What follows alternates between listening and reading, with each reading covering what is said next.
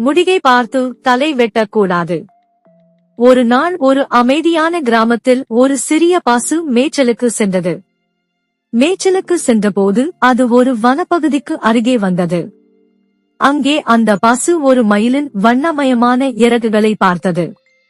அவை வெகு அழகாக இருந்தது. அந்த பசுவுக்கு ஒரு யோசனை தோன்றியது. இந்த இறகுகளை நான் அணிந்தால் நானும் ஒரு மயில் போல பிரமிப்பாக இருக்க முடியும் என்று எண்ணியது. பசு அவை திரட்டிக்கொண்டு தனது அலங்கரித்து வைத்தது. பிறகு அந்த பசு வனத்தின் நடுவே நடக்கும் மிருகங்களின் கூட்டத்தில் கலந்து கொண்டது. அழகான பசுவை பார்த்த மிருகங்கள் அதை மயிலாக தவறாக நினைத்தன. அது மயில்தான் என்று எண்ணி ஒரு அழகான நடனம் போடு என்று கூறினார்கள். ஆனால் பசுவுக்கு நடனம் தெரியவில்லை. அது வெட்கமாகவும் குழப்பமாகவும் நின்றது. அந்த நேரத்தில் ஒரு உண்மையான மயில் அவ்விடம் வந்தது. இது மயில் இல்லை, இது ஒரு பசு.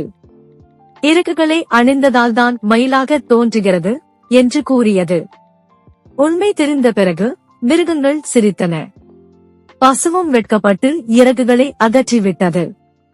மயில் பிறகு அனைவரிடமும் கூறியது, முடிகை பார்த்து தலை வெட்டக்கூடாது. பாடம்: வெளிப்புற அழகை பார்த்து யாரையும் மதிப்பீடு செய்யக்கூடாது.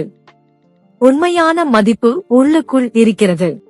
முருகப்பெருமானை நம்பினால் சேனலை லைக் செய்யவும், உங்கள் எண்ணங்களை கமெண்ட் செய்யவும், வீடியோவை பகிரவும் மற்றும் சேனலுக்கு குழு சேரவும்.